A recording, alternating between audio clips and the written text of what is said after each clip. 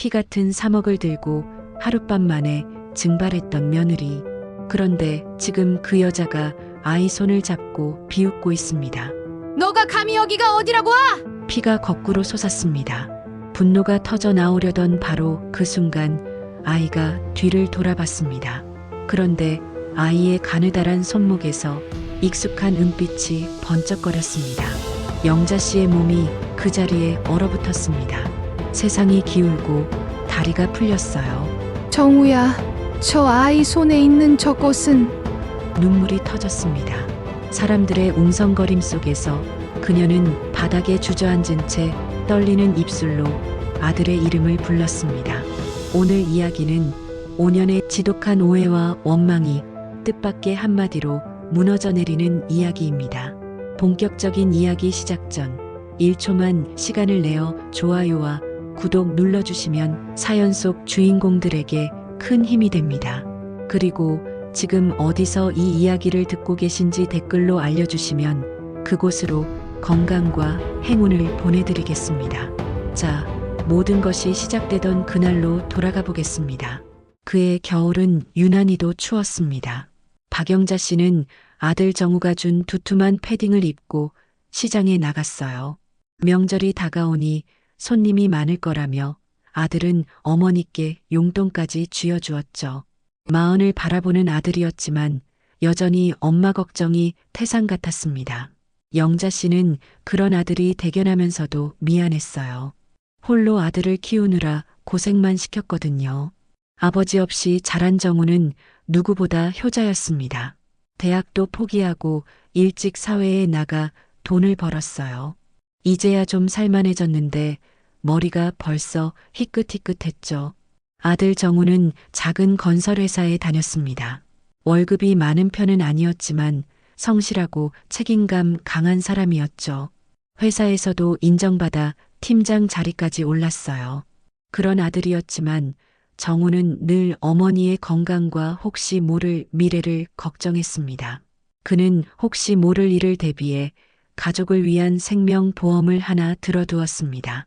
만약 자신이 잘못될 경우 아내와 어머니가 기댈 수 있도록 3억 원의 사망보험금이 나오는 보험이었죠. 며느리 수진이는 조용하고 말수적은 여자였어요.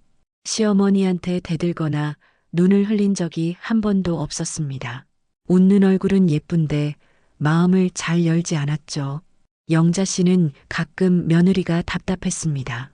뭘 생각하는지 도통 알 수가 없었거든요. 하지만 나쁜 사람은 아니라고 생각했어요.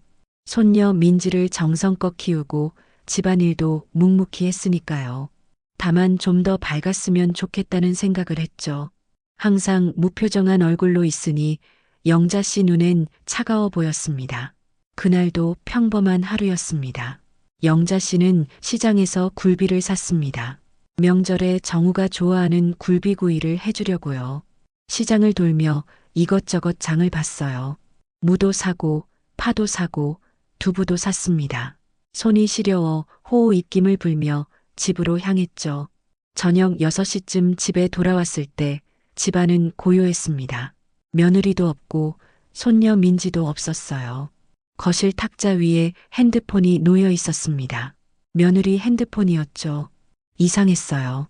요즘 세상에 핸드폰을 두고 나가는 사람이 어디 있습니까? 영자 씨는 불안한 마음에 며느리 친정에 전화를 걸었습니다. 하지만 연결음만 길게 울릴 뿐이었어요. 손녀 유치원에도 전화했지만 이미 하원했다는 말만 들었죠. 오후 7시 현관문이 열렸습니다. 하지만 들어온 건 며느리가 아니었어요. 경찰이었습니다. 2명의 경찰관이 무거운 표정으로 서 있었죠.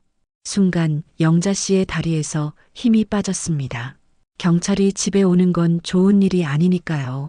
가슴이 철렁 내려앉았어요. 경찰은 짧게 말했습니다. 교통사고가 났다고요. 아들 정우가 큰 트럭과 충돌했다고 했습니다. 지금 병원으로 가야 한다고 했어요. 세상이 무너졌습니다. 병원 응급실 앞 영자 씨는 정신없이 달려왔습니다. 숨이 턱까지 차올랐어요. 다리가 후들후들 떨렸습니다. 의사가 나왔어요. 그의 표정만 봐도 알 수 있었습니다. 고개를 숙인 채 천천히 다가오는 모습이 죽음을 알리는 사신 같았죠. 의사는 유감이라는 말을 했습니다. 영자 씨는 주저앉아 울부짖었습니다. 복도가 울음소리로 가득 찼어요. 세상에 이런 일이 있을 수 있단 말입니까? 아침에 멀쩡히 나간 아들이 저녁이 되니 차가운 시신으로 돌아오다니요. 하늘이 무너지는 것 같았습니다. 곁에서 누군가 영자 씨를 붙잡았습니다. 며느리 수진이었어요. 며느리는 떨리는 목소리로 뭐라 말했지만 눈물조차 제대로 흘리지 못했습니다. 그저 멍하니 서 있을 뿐이었죠. 영자 씨는 그게 이상했어요. 남편이 죽었는데 왜 저렇게 담담해 보이는 건지 이해할 수 없었습니다. 장례는 3일장으로 치러졌습니다. 영자 씨는 기절과 정신 차리기를 반복했습니다. 아들의 영정 사진을 보면 정신을 잃었어요. 깨어나면 또 울고 울다가 또 기절했습니다. 며느리 수지는 조문객을 맞고 아이를 돌보며 장례를 준비했어요. 하지만 어딘가 기계처럼 움직이는 것 같았습니다. 감정이 없어 보였죠. 눈물 한 방울 흘리지 않았어요. 그저 묵묵히 일만 처리했습니다. 장례식장을 찾은 친척 하나가 수군거렸습니다. 저 며느리는 남편이 죽었는데 눈물이 없다고요. 원래 냉정한 애라고 맨날 표정 하나 안 변한다고 했습니다. 영자 씨는 그 말을 듣고도 아무 말 하지 못했습니다. 정신이 없었거든요. 아들을 떠나보내는 게 너무 고통스러웠어요. 며느리가 어떻든 그건 중요하지 않았습니다. 그저 아들이 죽었다는 사실만이 가슴을 찢어발겼죠. 장례를 마치고 일주일쯤 지났을 때였습니다. 영자 씨가 아침에 일어나 며느리 방문을 두드렸지만 대답이 없었어요. 문을 열어보니 텅 비어 있었습니다. 침대는 정리돼 있었고 옷장은 반쯤 비어 있었죠. 짐도 제대로 챙기지 않았어요. 옷가지 몇 벌, 손녀 민지의 인형 하나만 없어졌을 뿐이었습니다. 며느리 핸드폰은 꺼져 있었고 친정에 전화해도 연락이 닿지 않았죠. 영자 씨는 불안한 마음에 은행에 갔습니다. 아들 앞으로 혹시 남은 돈이 있나 확인해 봐야 했어요. 창구 직원이 잠시 후 말했습니다. 출금 내역이 있다고요. 3일 전쯤 3억 원이 인출됐다고 했습니다. 영자 씨는 그 자리에서 쓰러질 뻔했습니다. 3억 원. 아들의 목숨값이었습니다.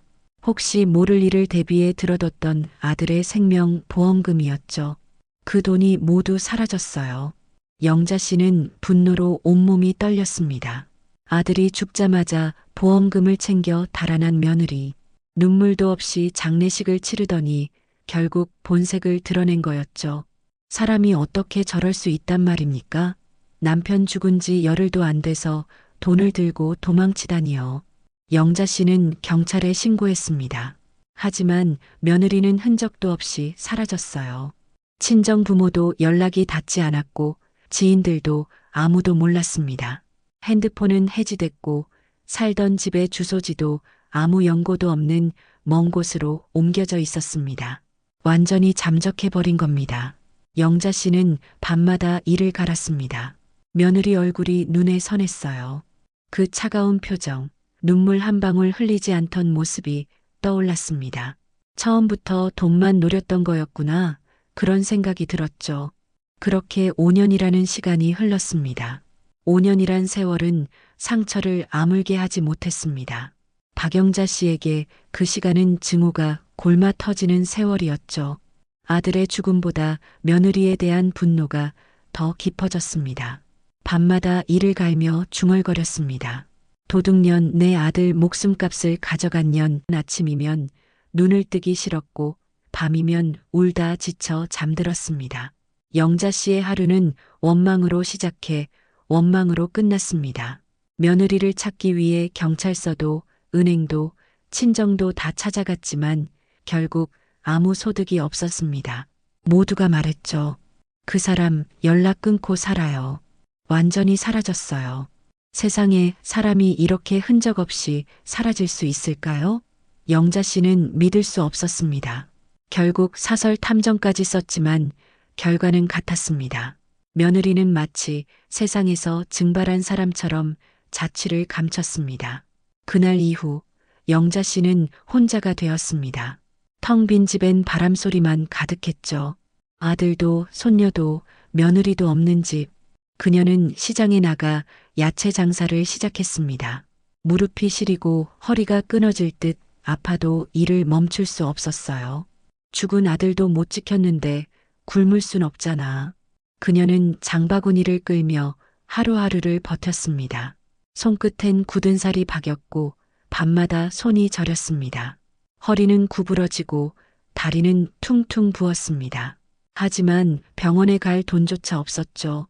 진통제 몇 알로 하루를 버텼습니다. 밤이 되면 아들의 영정 앞에 앉았습니다. 사진 속 정우는 여전히 웃고 있었죠.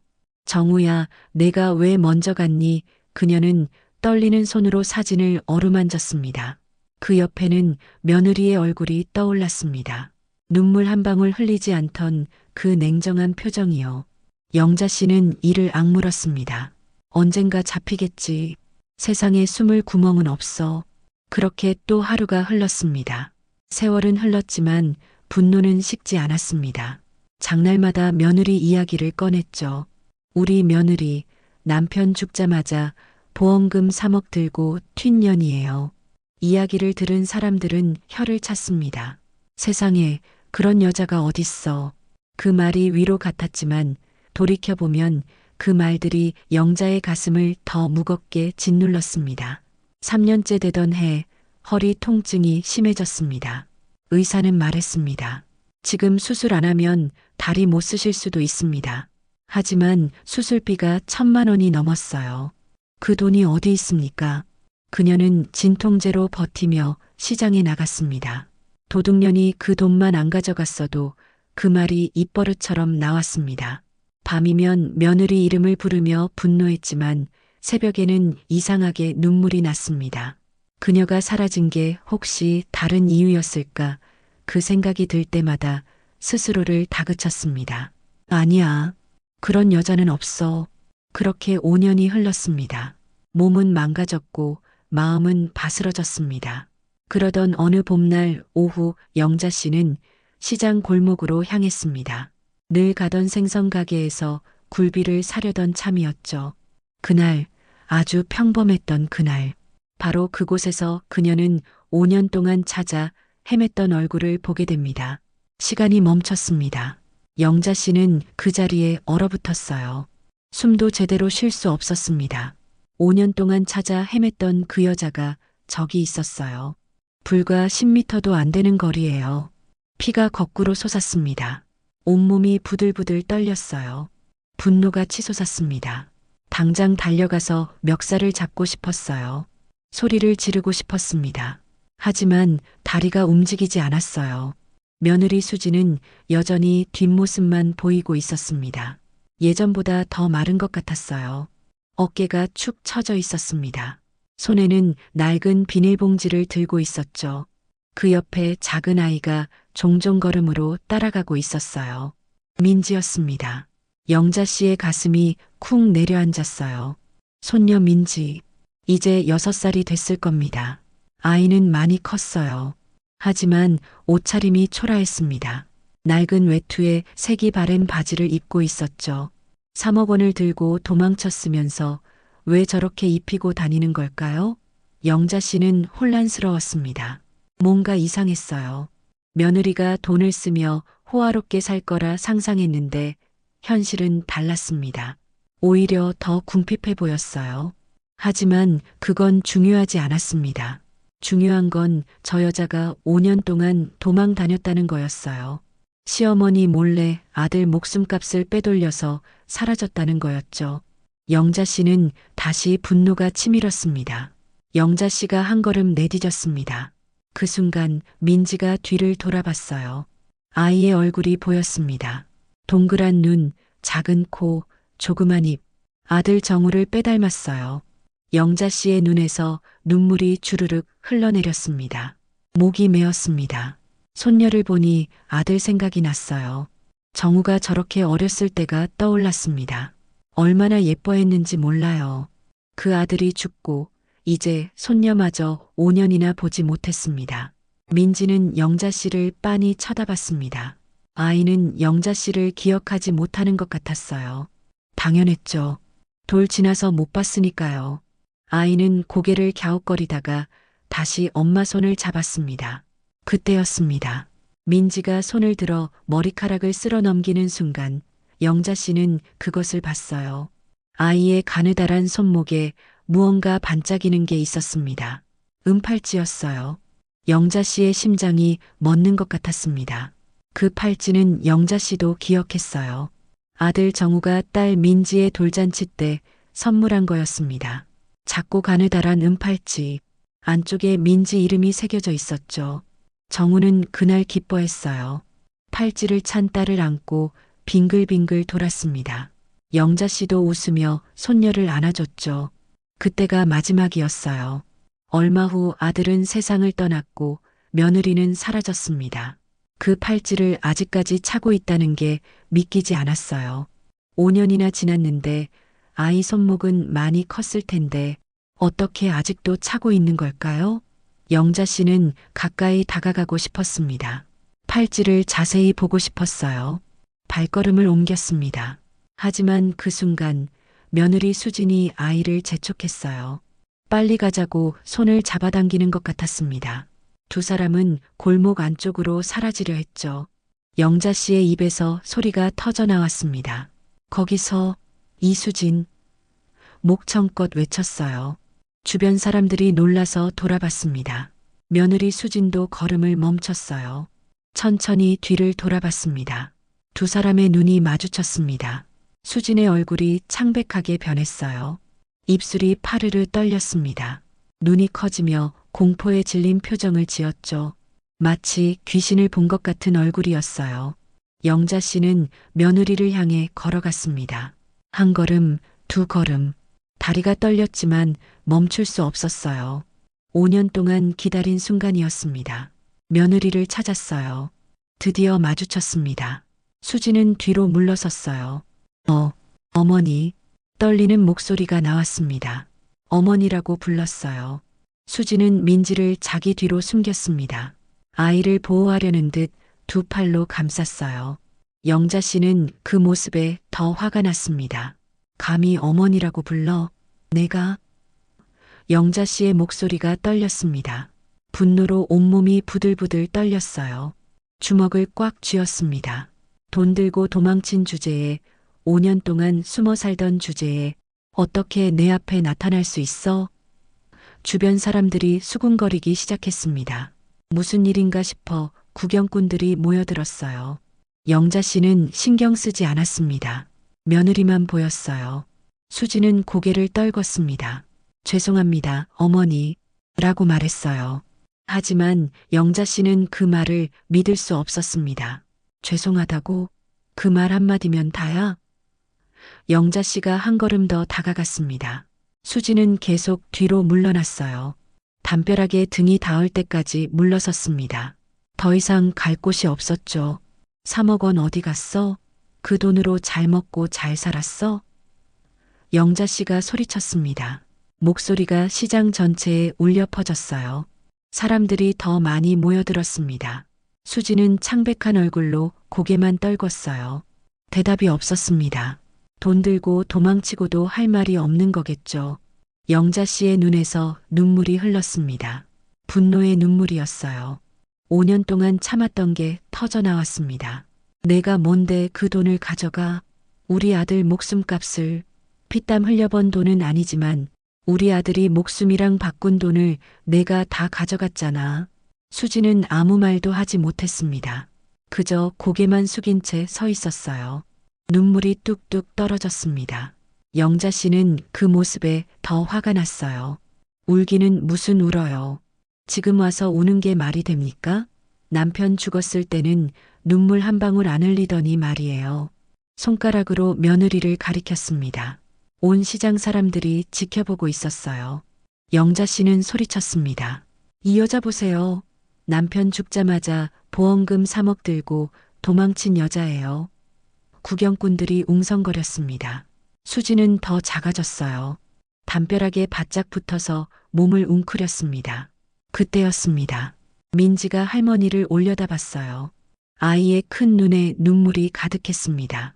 떨리는 목소리로 말했습니다. 할머니, 엄마 혼내지 마세요. 영자 씨는 그 순간 멈칫했습니다. 손녀의 목소리를 5년 만에 들었어요. 많이 컸습니다. 목소리도 또렷해졌어요. 하지만 아이는 떨고 있었습니다. 무서워하고 있었죠. 민지가 엄마를 꼭 안았습니다.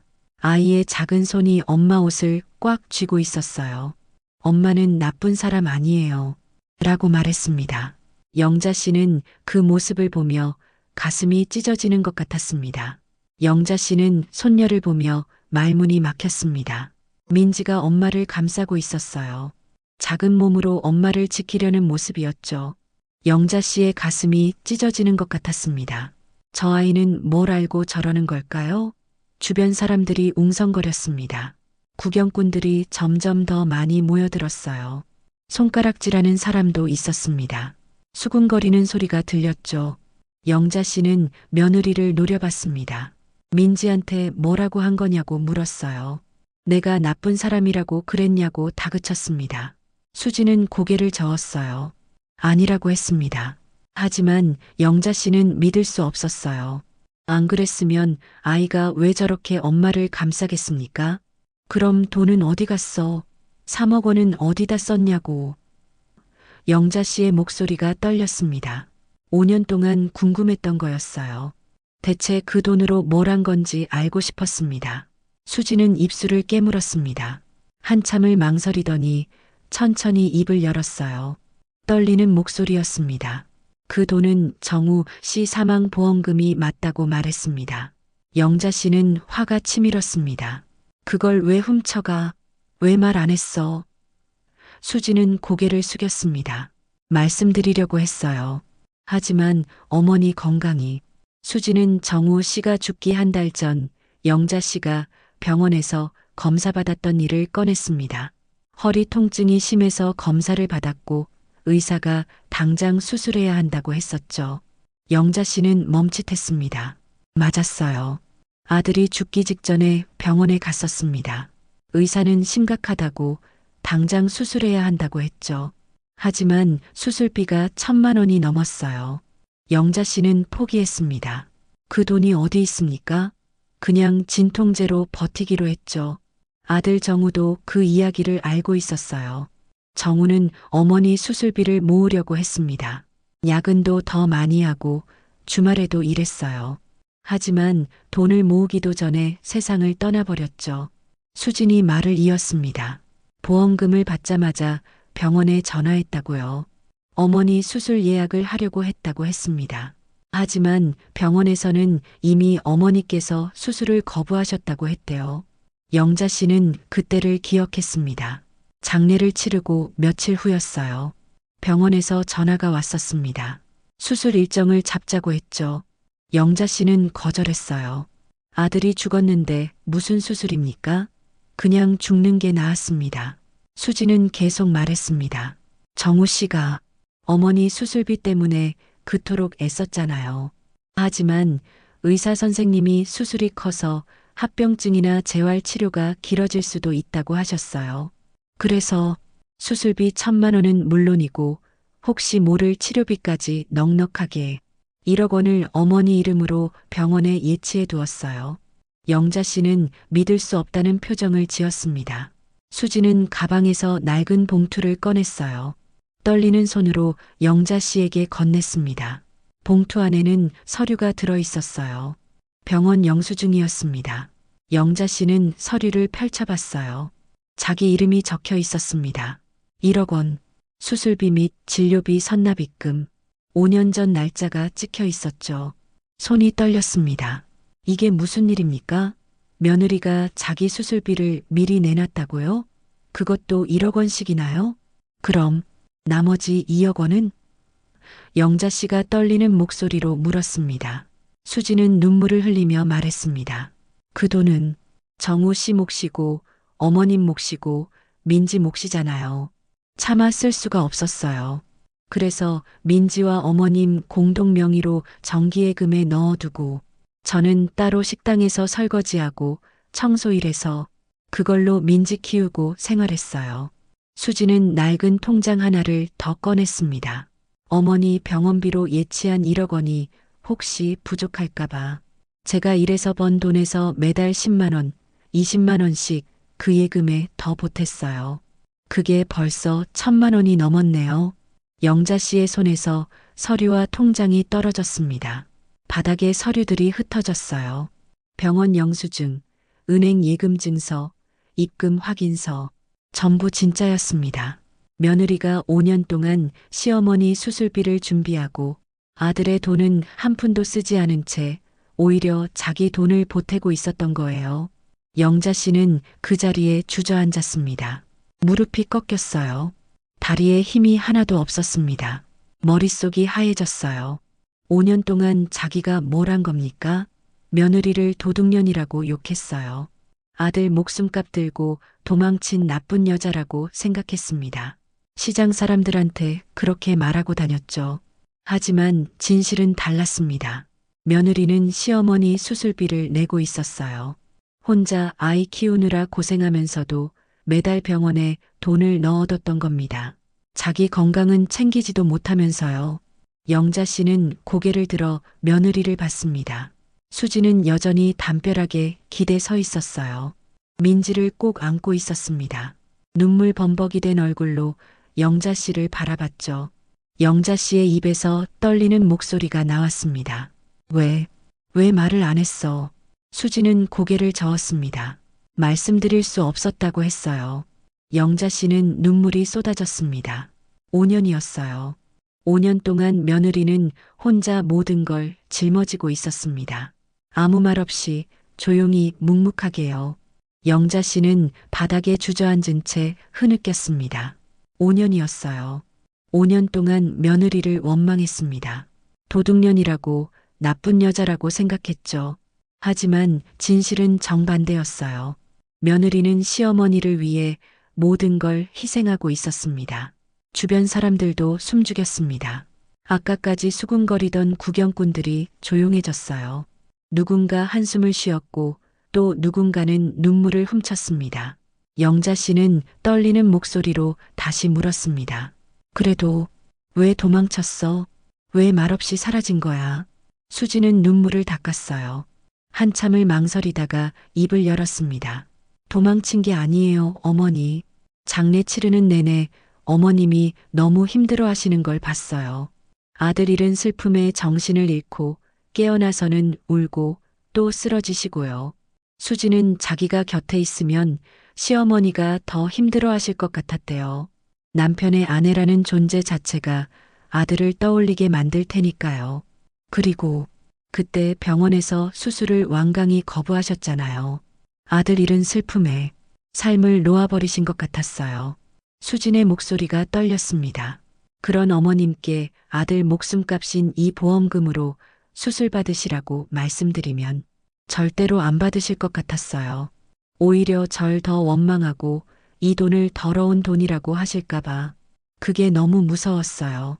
수지는 울지 않은 게 아니었어요. 울 수가 없었던 겁니다. 남편이 죽었다는 게 믿기지 않았어요. 실감이 나지 않았습니다. 나중에 혼자 있을 때 실컷 울었다고 했어요. 친척분들은 제가 남편 복이 없어서 정우 씨가 죽었다고, 제가 냉정하다고 수군댔어요. 그 시선들이 너무 견디기 힘들었어요. 그래서 떠났어요. 어머님이 언젠가 마음을 돌려 수술 받으실 수 있도록 병원비만 남겨두고 조용히 사라지는 게 제가 할 수 있는 전부라고 생각했어요. 영자 씨는 고개를 저었습니다. 미안해. 정말 미안해. 영자 씨의 목소리가 떨렸어요. 눈물이 뚝뚝 떨어졌습니다. 자기가 너무 모질게 생각했다고 말했어요. 며느리를 그렇게 오해하고 원망했다고요. 수지는 고개를 저었습니다. 괜찮다고 했어요. 하지만 영자 씨는 괜찮지 않았어요. 5년 동안 며느리를 저주했습니다. 밤마다 욕을 했어요. 하지만 며느리는 그 시간 동안 혼자 아이 키우며 고생하고 있었던 겁니다. 영자 씨는 바닥에 흩어진 서류들을 다시 집어들었습니다. 병원 영수증, 예금 통장, 며느리가 얼마나 힘들게 돈을 모았을까요? 영자 씨는 며느리 앞으로 다가갔습니다. 무릎을 꿇었어요. 주변 사람들이 깜짝 놀랐습니다. 시어머니가 며느리 앞에 무릎을 꿇다니요. 하지만 영자 씨는 개의치 않았어요. 수진아, 용서해줘. 영자 씨는 며느리의 손을 잡았습니다. 거칠고 상처투성이인 손이었어요. 일하느라 고생한 흔적이 역력했습니다. 영자 씨는 그 손을 꽉 쥐고 울었습니다. 자기가 잘못했다고 말했어요. 며느리를 그렇게 오해하고 원망했다고요. 수진도 무릎을 꿇었습니다. 아니에요, 어머니. 제가 말씀드렸어야 했는데. 두 사람은 서로를 안았습니다. 5년 만의 포옹이었어요. 시어머니와 며느리가 길거리 한복판에서 부둥켜 안고 울었습니다. 주변 사람들도 눈물을 훔쳤어요. 누군가 박수를 쳤습니다. 민지가 두 사람 사이로 파고들었습니다. 할머니, 우리 이제 같이 살아요? 아이의 목소리에 영자 씨는 고개를 끄덕였어요. 손녀를 꽉 안았습니다. 5년 만에 안아보는 손녀였어요. 영자 씨는 민지의 손목을 잡았습니다. 은팔찌가 반짝이고 있었어요. 아들 정우가 마지막으로 선물한 팔찌. 영자 씨는 팔찌를 쓰다듬었습니다. 하늘을 향해 중얼거렸습니다. 아들에게 미안하다고요. 엄마가 내 아내를 몰라봤다고요. 수진이 말했습니다. 어머니, 이제 수술 받으세요. 병원비 다 준비돼 있어요. 영자 씨는 고개를 저었어요. 그 돈은 민지 키우는 데 써야 한다고 했습니다. 하지만 수진은 고집을 부렸어요. 정우가 가장 원했던 게 어머니 건강이었다고요. 영자 씨는 더 이상 거절할 수 없었습니다. 그날 저녁, 영자 씨는 며느리와 손녀를 집으로 데려왔습니다. 5년 만에 돌아온 집이었어요. 수진은 집 안을 둘러봤습니다. 남편 정우의 사진이 여전히 거실에 걸려 있었습니다. 수진은 사진 앞에 섰어요. 한참을 바라보다가 조용히 절을 했습니다. 눈물이 또 흘렀어요. 남편에게 미안하다고 속삭였습니다. 영자 씨가 며느리의 어깨를 감쌌습니다. 아니라고 했어요. 며느리가 곁에 있었다고요. 자기가 몰랐을 뿐이라고 했습니다. 두 사람은 또 한 번 안았습니다. 민지가 할머니 손을 잡았어요. 작은 손이었지만 따뜻했습니다. 영자 씨는 손녀를 내려다보며 미소 지었어요. 이제야 가족이 된 것 같았습니다. 5년이라는 시간이 걸렸지만 드디어 하나가 됐어요.